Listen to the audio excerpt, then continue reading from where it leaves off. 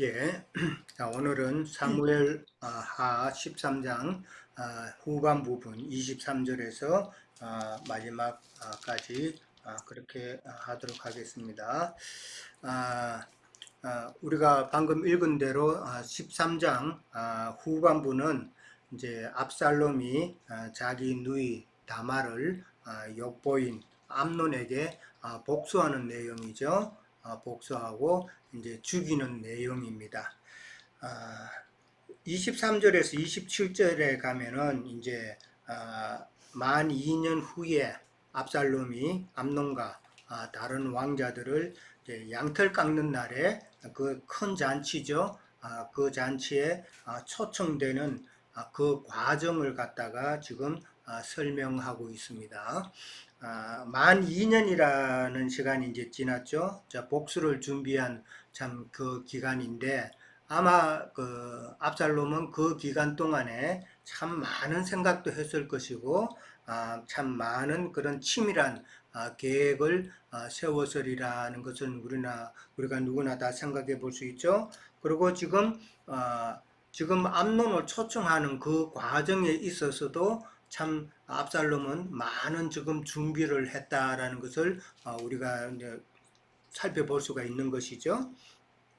자, 이제 복수를 준비하는 기간인데 지난번에도 말씀을 드렸지만은 사실은 그 누이의 복수를 갖다가 빌미로 해서 장자 암논을 죽이고 자신이 왕권을 이어받으려는 그런 생각이었다라고 지난번에 우리가 나누었었죠. 그러니까 압살롬은 참 어떻게 보면은 치밀하고 참 그런 좀 꼼꼼하게 모든 것을 일처리하는 그런 자다라는 것을 볼 수 있고, 그 다음에 또 나름대로 야망도 큰 그런 왕자였다라는 것이죠.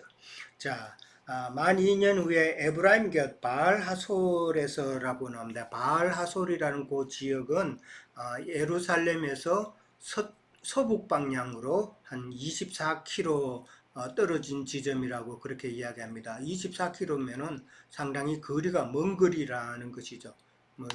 차로 가면 금방 가겠지만 그 당시 참 이동 수단으로서는 쉽지 않은 그런 먼 길이었다라는 것이죠. 자, 양털 깎는 일이 있었다 그랬습니다. 양털 깎는다는 것은 우리가 여러 번 나누었었죠. 그 농사 짓는 농부가 1년 추수하는 것과 똑같은 그런 행사죠.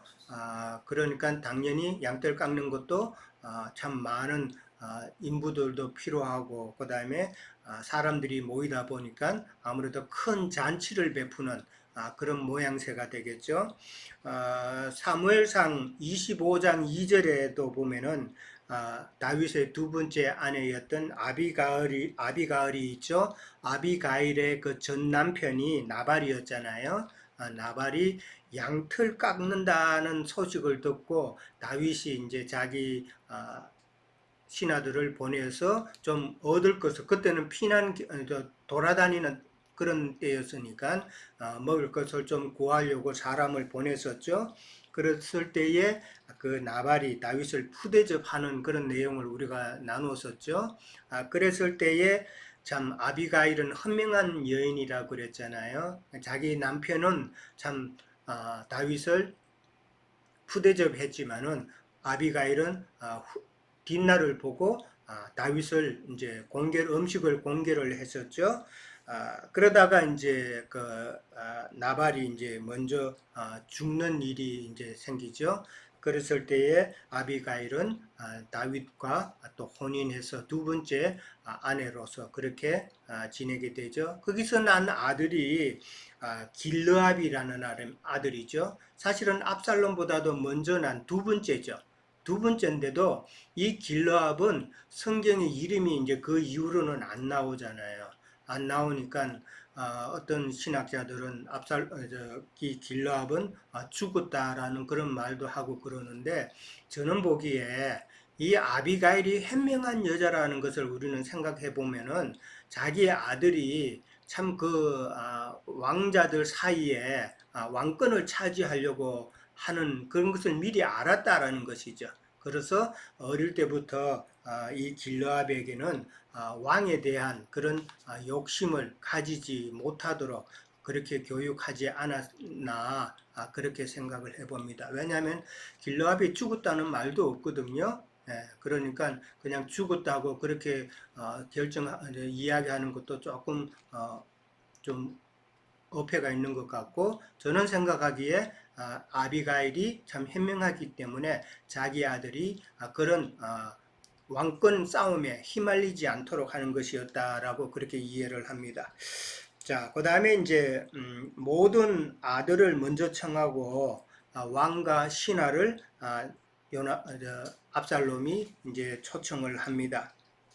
초청을 할 때에 25절에 가면은 우리가 다 갈 것 뭐 있느냐, 내가 누를 끼치는데 너한테 누를 끼친까 하노라 하면서 거절을 하게 되죠.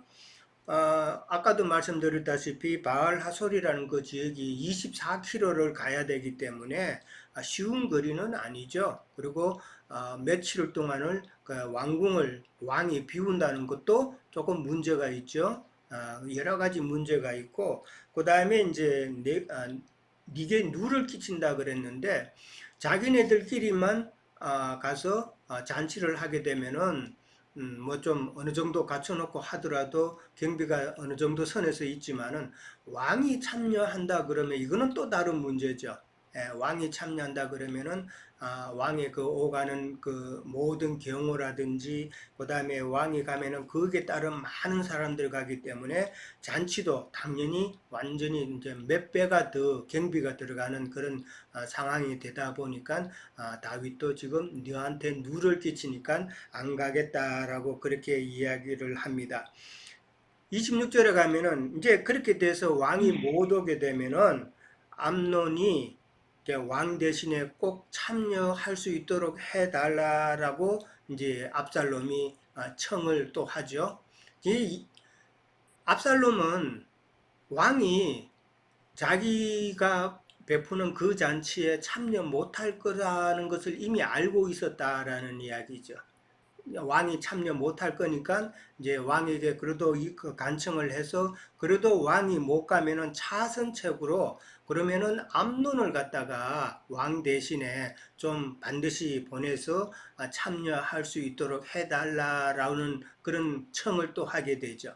이게 아주 이제 고수죠. 수단 높은 그런 계략으로 왕에게 또 그렇게 부탁을 하게 됩니다.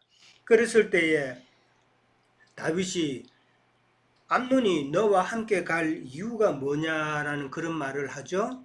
오늘 본문에 보면은 그가 너와 함께 갈 것이 무엇이냐 이렇게 되어 있지만은 좀 풀어서 본다면은 암논이 너와 함께 갈 이유가 뭐냐라는 그런 의미가 되겠죠.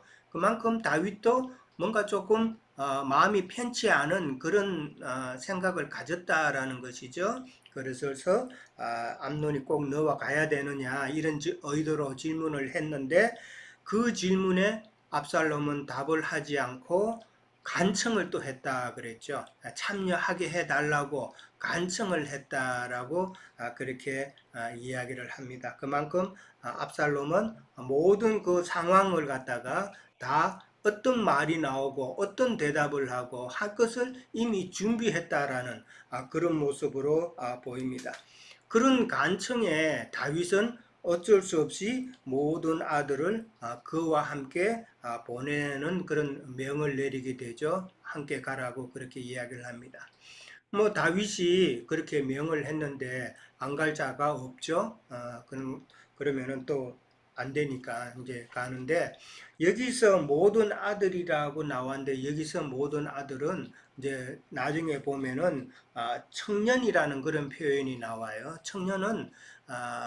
청년이 된 아들들이에요. 그러니까 솔로몬은 지금 이때 좀 나이를 따지고 보면은 아주 갓난 아이 정도 밖에 안 되니까 솔로몬은 당연히 갈 수가 없었다라고 이제 이해를 하시면 돼요. 그 대신 이제 다른 모든 행들하고 그다음에 다른 왕자들이 참여했었다라는 것이죠. 참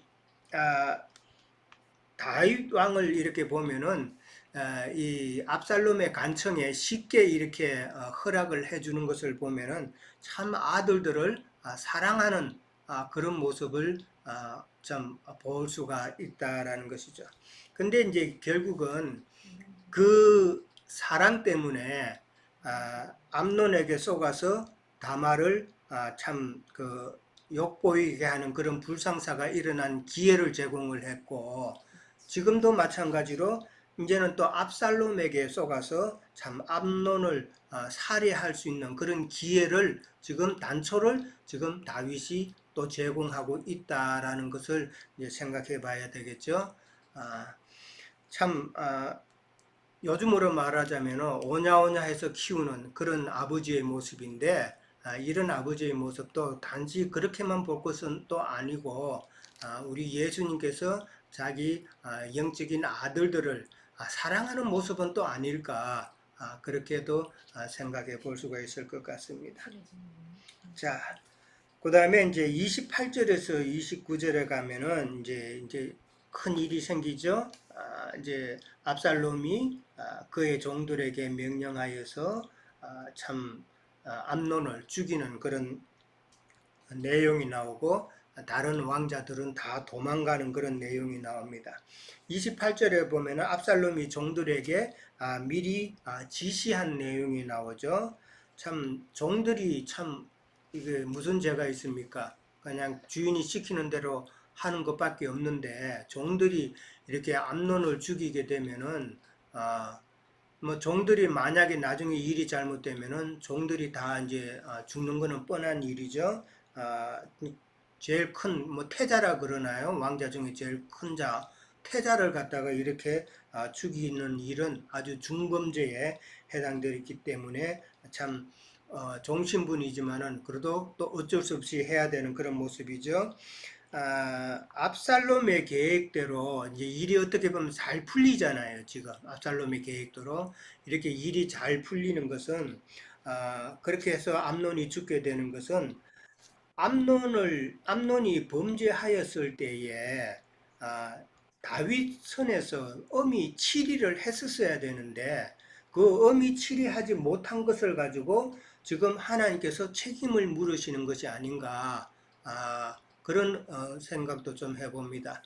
다윗의 선에서 어떤 치리를 했어야 되는데 범죄한 것을 그냥 넘어갔다라는 것은 하나님, 공의로우신 하나님 입장에서는 참 그게 맞지 않기 때문에 하나님께서 친히 죽일 수 있는 그런 환경을 압살롬에게 또 허락하신 건 아닐까 생각을 해봅니다. 그리고 술로 즐거워할 때 죽이라 그랬거든요. 이 술로 즐거워할 때라는 것은 이 암논의 이 당시 상태를 우리가 생각해 보면, 왕이 가야 갈 것을 압살롬이 요청했는데 왕 대신에 지금 암논이 가게 되는 형편이죠. 그렇게 되면은 암논의 입장에서는 자기 왕이 되는 것은 자기라는 그런 교만함이 생기겠죠. 좀 임금 대신에, 왕 대신에 자기가 가는 것으로 그렇게 생각이 되면은 참 교만할 수도 있었고, 그 다음에 방자하게 행동했을 수도 있다라는 말이죠. 이제 그렇게 돼서 당연히 이제 술 취하게 되는 그런 모습이 나옵니다. 그렇게 되면은 이제 종들을 통해서 암논을 죽이도록 그렇게 지시를 한 것이죠. 자, 이 암논의 이 상태를 보면은 자기의 잘못에 대한 것은 전혀 염두에 두지 않는 그런 모습을 우리가 보게 되죠. 지금 다말이 그 압살롬의 누이인데, 압살롬이 주최하는 그런 잔치에 가는 것에 대해서 하나의 그 좀 불안한 마음이라든지 그런 것이 전혀 없었다라는 것이 조금 이상하죠. 그렇게 보면은 이 암놀이라는 자가 참 똑똑지는 못한 자가 아닌가, 그렇게 생각해 볼 수가 있겠죠. 그러니까 이 말은 때가 되면은 이제 자기가 제일 큰 왕자니까 당연히 자기가 왕이 될 거라는 그런 안일한 생각에 자기 자신을 돌아보지 못하고 그 다음에 참 준비되지 못한 그런 암논의 모습을 보게 되는 것이죠. 아무리 자기가 제일 큰 왕자로서 왕의 그 직분을 받을 수 있는 자라 할지라도 준비되고 좀 하는 그런 모습은 있어야 되는데 전혀 그렇지 못한 그 암론의 그 사람됨, 잘못된 그것이 결국은 화가 되어 가지고 죽음을 초래했다라는 것이죠. 저는 이것을 보면서 오늘날 세상 교계에 많은 사람들이 내가 예수를 믿기만 하면은 천국 간다는 이런 안일한 신앙생활을 하는 것과 똑같다라고 보는 거죠. 예. 많은 사람들이 그렇잖아요. 당신은 왜 예수 믿습니까? 그러면 나 천국 가려고 그런다. 예수 믿으면 천국 갑니까? 그러면 천국 가지. 뭐 그렇게 이야기하거든요. 어떻게 보면은 안일한 생각이다. 예수 믿기만 하면 천국 간다는 그런 안일한 신앙생활을 하는 세상 교계의 신원자들을 여기서 또 한번 깨달을 수가 있다라는 것이죠.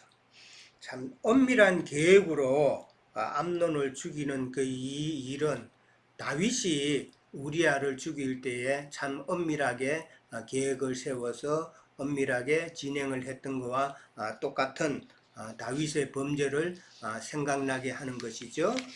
자, 그 다음에 이제 29절에 가면은 이제 다른 왕자들은 다 노새를 타고 도망을 했다라고 그렇게 나옵니다.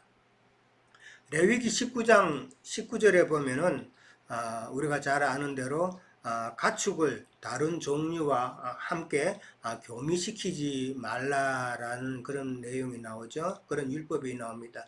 마찬가지로 한밭에 두시를 뿌리지 말라는 것. 그 의미는 이제 잘 아시죠. 이제 원래는 유대인들은 그 율법을 따라서 노새를 타거나 운송수단으로 사용할 할 수가 없었죠. 노새라는 것은 우리가 아는 대로 수나기와 그 다음에 암말 사이에서 나오는 거잖아요. 수나기와 암말 사이에서 이제 노새가 나오는데 이제 다른 종류끼리 이제 교미돼서 나온 것인데 율법에 의하면은 이제 운송수단으로 쓰거나 그 다음에 유대인들이 쓸 수 없는 것이었는데 그런데 이제 다윗 왕 때에 이제 좀 나라가 부강해지고 여러 나라와 무역을 많이 하다 보니까 이 나귀가 수입이 돼서 들어왔다라는 것이죠. 나귀가 수입이 돼서 들어오고 이러다 보니까 이것이 이제 귀족들의 운송수단으로 그렇게 사용되었다라는 것이 그렇게 볼 수 있습니다. 그러니까 우리가 잘 아는 대로 사무엘 하 18장에 가면은 압살롬이 반역을 실패하고 나서 이제 도망하는 장면이 나오죠. 도망할 때에 그때 노새를 타고 도망하다가 이제 머리가 나무에 걸려서 이제 요압에 의해서 죽었다라는 말이 나오죠. 이제 그때도 이제 압살롬이 노새를 탔다는 것을 봐서 노새를 귀족들이 좀 돈 많은 사람들이 타고 다녔다라는 것으로 이해를 하면 될 것 같습니다. 자, 30절에서 33절 가면은 왕의 모든 아들이 죽었다는 소문이라 그랬는데 이 사실은 소문이 아니죠. 소문은 사람의 입에서 입으로 전달되는 게 이제 소문이잖아요. 근데 이거는 이제 오보죠. 오보. 오보인데 여기 소문이라는 의미는 이제 통보한다라는 그런 의미를 가진 단어입니다. 그러니까 통보를 하는데 잘못된 오보죠. 아마 이 오보를 전한 사람은 암논이 먼저 죽었을 때에 기급을 해서 빨리 도망을 했던 자였다라고 볼 수가 있겠죠. 그 사람이 암논이 죽었으니까 당연히 다른 왕자들도 다 죽었을 것이라는 자기 짐작에 그렇게 다윗 왕에게 통보를 했다라고 그렇게 이해를 하면 될 것 같습니다. 자, 그러니까 암논이 죽고 그 다음에 다른 왕자는 사실 살아있죠. 다윗이 나중에 그 보고를 받았을 때는 다른 왕자가 다 죽은 것으로 알았는데 살아 있다라는 것을 이제 알게 되는 것이잖아요. 이런 내용을 보면은 우리가 요셉이 짐승에게 찢겨서 그 채색 옷이 찢어졌기 때문에 야곱은 요셉이 죽은 줄만 알았죠. 죽은 줄만 알았는데 나중에 요셉이 총리가 돼서 살아 있는 것을 이제 보게 되는데 이런 것은 인자 예수님께서 육으로는 죽었지만은 그러나 영으로 오셔서 실제로는 여전히 살아 계신다는 것을 예표하는 그런 모습들이라고 보면 되겠습니다. 자, 왕의 통곡하는 그런 모습을 본 요나답이라는 자가 왕에게 암논만 죽었을 것이라고 그렇게 말을 하죠. 그러면서 그 이유를 갖다가 이제 이야기하고 있죠. 32절에 보면은 압살롬의 누이 다말을 욕되게 한 날부터 압살롬이 결심한 것이니다라고 이야기를 합니다. 이 요나답은 지난번에 우리가 나눌 때도 강교한 자라고 그렇게 이야기를 했었죠.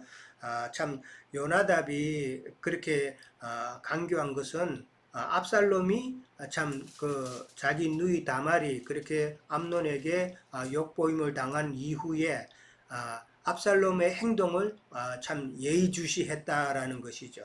그 사람의 말하는 거, 그 다음에 행동하는 거, 뭐를 생각하는가 이런 것을 참 요나답은 참 캐치를 했다는 거죠. 말 그대로. 그래서 나중에 큰 일을 저지를 것이라는 것을 이제 짐작을 했다는 것이죠. 그러니까 이 요나답은 암논의 그 범죄에는 가담을 했지만은 참 간소한 그 간교한 자였기 때문에 눈치가 빨라서 그 암논의 그 죽음에는 같이 동참하지 않았다라는 것을 이제 생각해 볼 수가 있습니다. 34절에서 39절에 가면은 이제 압살롬은 도망가고 다른 왕자들은 이제 돌아오는 내용이 나옵니다. 34절에 보면은 파수하는 청년이 보니 보아라 뒷산 언덕길에서 이제 청년들이 온다라고 그렇게 이야기를 하죠. 여기 눈을 들어 보니 보아라 뒷산 언덕길이 그렇게 읽으시면 안 됩니다. 이게 보아라는 것이 산 이름 지명이 아니라 영어로 하면 behold 보라라는 그런 뜻입니다.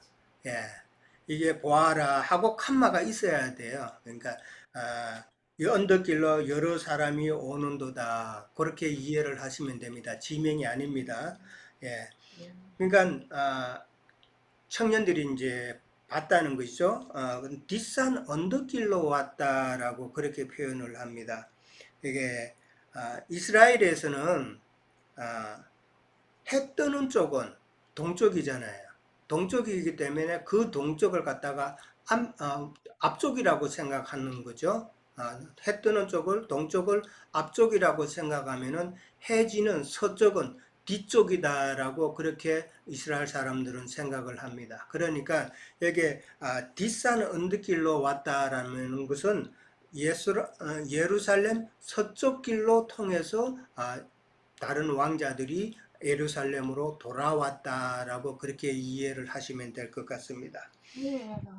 자, 그 다음에 이제 압살롬은 도망을 하고 거슬왕 암미훌의 아들 달메에게로 갔다라고 그렇게 나옵니다.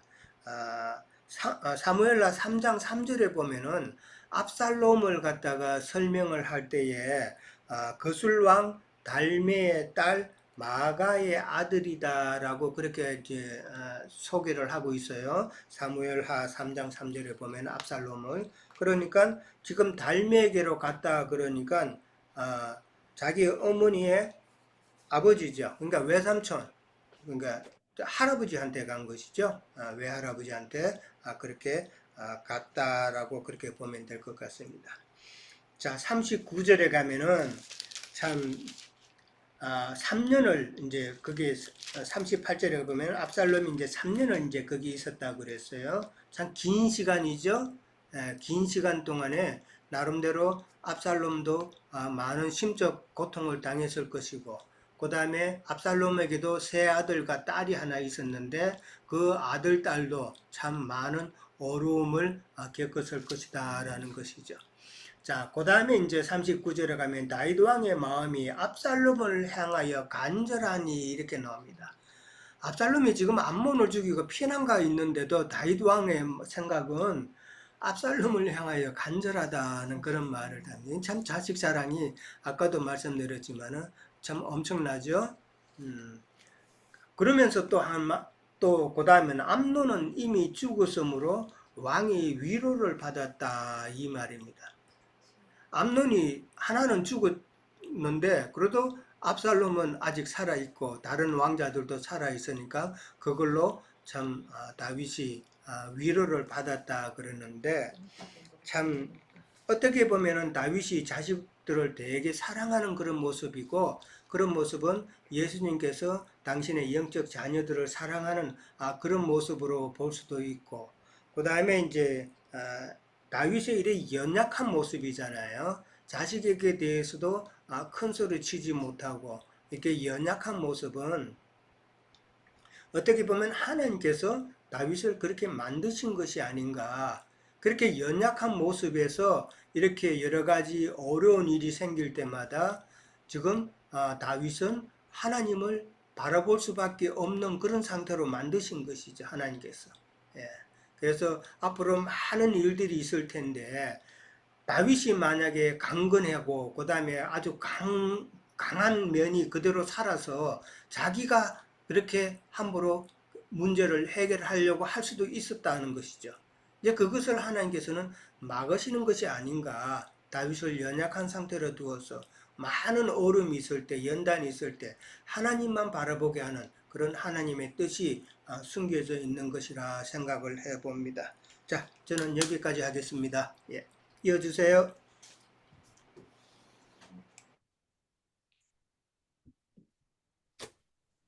네, 형님, 네, 지금 오늘 좀 빨리 마치시는 것 같아가지고, 예, 예, 저도 이렇게 형제님과 같이 동일하게 이렇게 읽으면서 예, 압살롬의 복수죠, 복수인데 목이 갑자기 또 원수 갚는 이런 압살롬의 그 자기 동생 다말의 그 지만 그 암논을 이렇게 그 모략을 꾸며가지고 죽이게 되는데 우리가 저는 이 장면을 보면서 원수를 갚는 그 압살롬의 그 어떤 계책 이런 것이 참 하나님 보시기에 얼마나 이렇게 그 우매한지를 생각하게 됐습니다. 우리가 뭐 신앙하면서 가인의 길도 그렇고 또 뭐 많은 그 잘못된 길을 가는 사람들이 회개하고 돌아오기를 바라는 것이 하나님의 그 심정이죠. 그 잘못된 상황들로 해서 바로바로 심판한다고 하면은 저도 뭐 많은 실수와 여러 가지 그런 과정들이 있을 때 직접 하나님한테 징계를 받는다면 과연 제가 살아남았을까 하는 생각을 많이 합니다. 가인도 돌아오기를 바라고 또 많은 그 오늘 뭐 유영님도 증거하셨지만 자식을 사랑하는 그런 그 마음은 자식이 바른 길로 돌아오고 또 옳은 길로 돌아오기를 바라는 게 하나님이 인간을 이렇게 이 지구상에 이렇게 운영하는 그 체계는 누구든지 옳은 길로 돌아오기를 원하시는 그런 마음이 있다고 봅니다. 그래서 참 주님의 그런 그 악인들도 이렇게 그 악한 길에서 돌아서기를 늘 바란다는 것이 성경 얘기잖아요, 우리가. 그래서 뭐 이루 말치 레위기에서 같은 데서도 보면 원수 갚지 말라. 또 뭐 보복은 하나님께서 하실 테니까 모든 결과는 하나님께 맡겨라 이렇게 이제 증거들이 많죠. 저도 뭐 세상에 있을 때야 뭐 어떤 저한테 이렇게 좀 안 좋은 그런 형상이 일어나면은 바로바로 즉각 그걸 그냥 원수 갚고 싶고 또 어떤 보복해 주고 싶은 게 세상의 그런 사람들이죠. 압살롬도 뭐 마찬가지일 거예요. 저도 제 동생이 어떤 사람한테 그런 그 낭패, 봉패를 당했다고 하면은 아마 뭐 이를 갈겠죠. 근데 실제 우리 사람들은 자기가 잘못한 거는 세월이 지나면 바로 잊더라고요. 잊어. 네? 왜냐면 남이 자기한테 잘못한 거는 안 잊어버려요.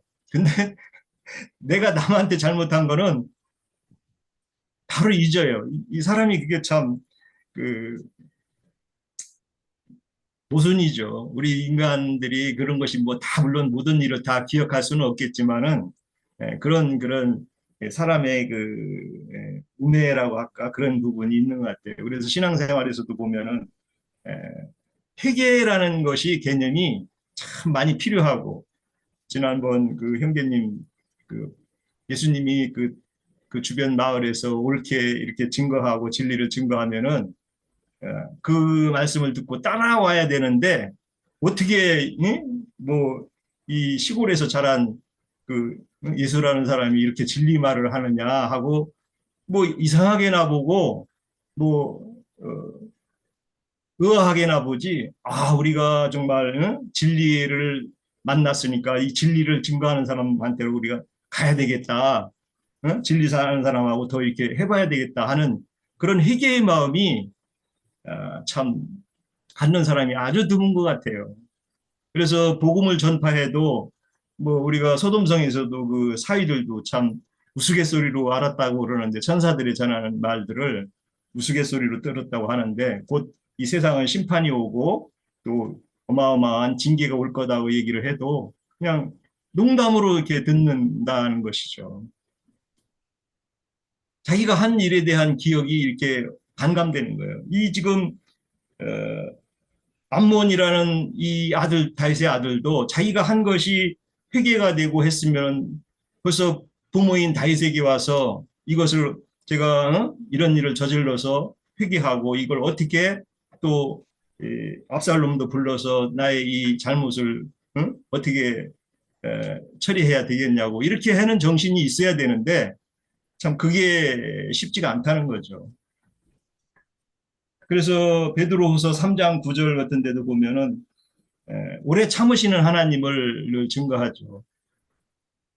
그런 하나님의 은혜를 받은 사람이야말로 또 전도자로서의 전도할 때도 오래 참으시는 하나님을 보면 우리가 하나님의 은혜에 대한 그런 것들을 다시 기억하게 될 거고 정말 많은 사람을 위해서 기도하는 사람은 정말 저자들이 옳은 생명의 길로 돌아오기를 위해서 기도할 수밖에 없고 기다려줘야 되는 그런 의무가 우리에게는 필요하다고 봅니다. 뭐 여러 가지 시편이나 어디도 원수를 발 아래 둘 때까지 참아라. 또 이방인의 때를 2000년을 운영하는데 2000년 동안 하나님이 이 타락한 종교계를 그냥 그대로 두는 거 보면은 참 그 참으심이 얼마나 그래서 그 제단 아래에 있는 계시록에 보면은 이 원수를 언제까지 갚아주겠냐 이렇게 합니다. 그래서 흰 두루마기를 주면서 참아라. 너희 동무 종들이 동무 형제들이 수가 찰 때까지 기다려라 하고 이렇게 권면의 얘기를 해주시는데 참 그렇습니다. 세상에서도 뭐 하나님이 계시면 저런 일을 보겠냐 막 이렇게 세상에서도 많이 얘기하죠.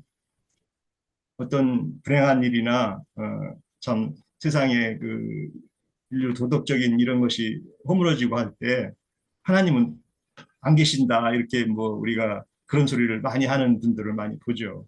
근데 하나님은 어떤 그런 여러 가지 이 시대를 운영하시면서 이런 것들을 다 기록하고 계시죠. 다 알고 계시고 또 때가 되면 정확한 심판과 판결이 있다는 것이죠. 우리 신앙 여정에서도 마찬가지고. 그런데 앞으로의 심판은 구약의 심판은 예수님이 오셔서 예루살렘 성이 무너지는 심판이 있었지만은 이제 아마겟돈이라고 하는 그런 전쟁으로 일어나는 인류에 대한 심판이 있고 또 그 1000년이 지난 후에도 또 심판이 있겠다는 것이죠. 인간들은 뭐 빨리빨리 이렇게 어떤 잘못한 것을 심판하고 판결해서 이루어지게 하는 줬으면 하는 마음이 있지만 하나님의 경륜 안에서는 그런 것들이 순서적으로 펼쳐지는 것이지 때가 돼야 펼쳐지고 이런 것들을 우리가 이렇게 압살롬의 복수를 통해서 심판하는 인간들의 이런 우매한 것들을 우리가 하나님의 경륜 안에서 이런 것을 한번 생각해 봤습니다. 그래서 많은 사람들이 예수님의 은혜를 받고 십자가의 도의 그런 구속을 받았으면서도 오히려 때가 지나가면은 그 진리에 대한 것들을 잊어버린다는 거예요. 참 그게 참 인간의 그 음해죠. 이럴 때면. 그래서 제가 계시록에 그 보면은 오래 참으시고 또 돌아오게 하는 진리 안으로 돌아오게 하는 그런 구절을 한번 읽으면서 마칠까 합니다. 2장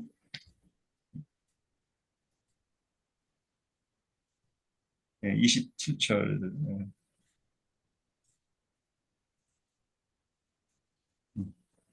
2절 2절 네. 오래 참으시는 회개하라고 하는 것이죠. 회개하라고 하는 것을 얘기하는데 또 내가 2장 21절입니다. 또 내가 그에게 회개할 기회를 주었으니 자기 음행한 회개하고자 하지 아니하는도다. 볼지어다 내가 그를 침상에 던질 터이니 또 그와 더불어 간음하는 자들도 만일 그 행위를 회개하지 아니하면 큰 환난 가운데 던지고 이렇게 회개하라는 계시록의 그 두아디라 교회에 대해서 얘기하고 많은 교회들도 회개하라고 하는 그런 것들이 있습니다. 우리가 신앙하면서도 어떤 부분에 잘못되고 주님 앞에 실수를 안 할 수가 없죠.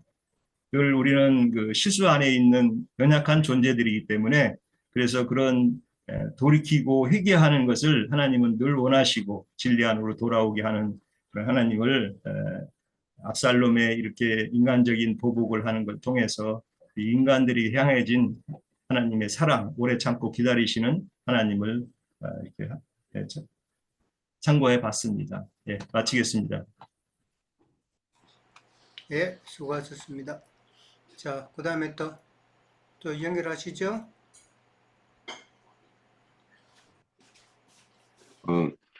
그 앞서 두 형제님이 주신 말씀에 뭐 거의 그 범주에서 벗어나지 않을 텐데, 예, 저는 이제 아버지 하기가 얼마나 힘든 일인가 이런 생각을 하게 됐어요. 오히려 이 말씀 보면서. 그래서 우리가 육신의 아버지도 아버지 하기, 어머니 하기가 얼마나 힘듭니까, 그죠? 자녀들. 그러니까 여기서도 이제 다윗도 이제 이런 여러 아들을 두고 아들 간의 어떤 그런 분쟁 이런 걸 이제 보고 할 때 이걸 어떻게 했을까? 어떻게 해야 되는 건가? 이것이 이제 하나님의 마음이다라는 생각도 들어요. 그러니까 금방 우리 저기 기령제님이 베드로후서 이제 3장을 언급하셨는데 하나님은 그렇게 오래 기다리죠. 그러면 여기에서 가장 해결이 그 다윗 가문에 이렇게 흐르는 피의 어떤 역사를 딱 끊는 게 가장 좋은 방법은 암몬이 회개하고 돌이켜서 압살롬에게 사과하고 다말을 자기 어떤 부인으로 맞아들이는 걸로서 이걸 끊을 수가 있었는데 그렇게 못했단 말이에요. 그래서 우리가 이제 이런 걸 보면 교회의 어떤 일이나 이런 데에서도 뭔가 문제가 꼬였을 때 그 한 사람, 그 꼬이는 거에 어떤 그 실타래에 끼어 있는 그 한 사람이 돌이켜서 회개함으로 모든 것이 이렇게 일순간에 이렇게 풀릴 수가 있는 것이 이제 또 이런 어떤 한 가문의 일이라는 생각이 들어요. 그래서 이제 다윗으로 보면 자기 자신의 어떤 범죄 사실, 그것이 이제 하나님께 돌이키기까지 사실은 마음의 심중에 어떤 그런 큰 부담감과 이런 것을 가지고 있음에도 불구하고 나단 선지자가 와서 자신이 그렇게 숨기고 싶었던 그 범죄 사실이 드러나기 전까지 자신만 알고 있다라고 생각한 어떤 그 범죄가 이렇게 하나님께 또 모두에게 이렇게 알게 되는 어떤 그런 것을 때 이제 돌이켰듯이 다윗이 이제 그 암몬의 범죄에 대해서 똑같겠죠. 응? 암몬이 돌이키고 그렇게 그 문제 해결에 이렇게 나서기를 바라는 어떤 것이었는데 그렇게 못함으로 인해서 이런 어떤 우리아의 우리아를 죽이듯이 또 이제 암몬을 이렇게 죽이는 어떤 자기와 똑같은 어떤 일을 이렇게 행하는데 그래서 우리 사람이라는 건 자격지심이라는 게 있잖아요. 자기 스스로 어떤 그런 거에 대해서 뜻지 못했을 때 그래서 이제 만약에 이런 경우에 우리 스스로 이제 교회의 생활에서도 내가 떳떳하지 못하다고 해서 남에게 그걸 어떤 것을 검면도 못하느냐 이런 것도 한번 생각을 해볼 필요가 있는 거죠. 그래서 사실은 다윗이 암몬에게 가서 타일을 넣어서 이런 어떤 해결책을 이렇게 제시할 수도 있었을 텐데 이런 것들이 왜 그렇게 못했을까?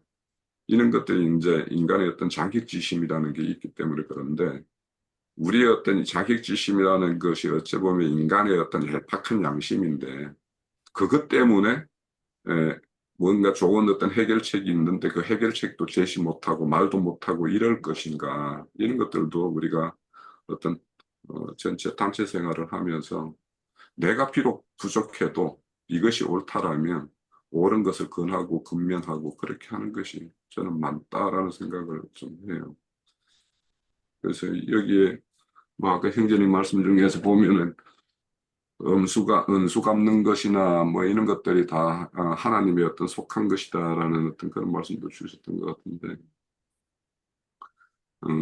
이런 어떤 그 하나님께서 뭔가 순리대로 이렇게 풀어주실 것이다라고 한편은 이제 다윗은 그런 것을 이제 바라고 기대하는 어떤 그런 마음도 있었을 것이고 뭐 여러 가지로 여튼 하나님 아버지가 우리를 바라보는 눈이 얼마나 힘들까 고단할까 이 다윗이 이 자식들을 두고 이렇게 마음 쓰이는 거 이것과 똑같다라는 생각이 들어서 이 사무엘 12장 13장을 보면서 저는 하나님 마음이 조금은 읽혀져요. 예, 마칩니다.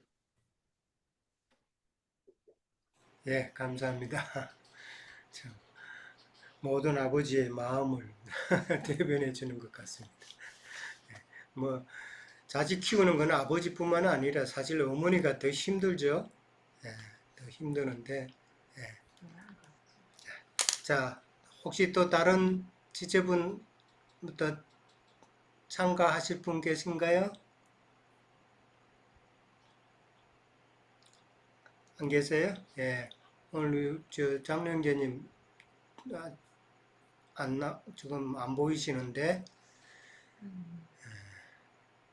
자, 아주 좀 그래. 예, 그러면은 뭐 특별한 거 없으면은 오늘은 여기서 마치도록 하겠습니다. 예, 다음 주에 또 뵙겠습니다. 여름 장마철 몸 조심하시고요. 건강 조심하세요. 예, 자, 들어가세요.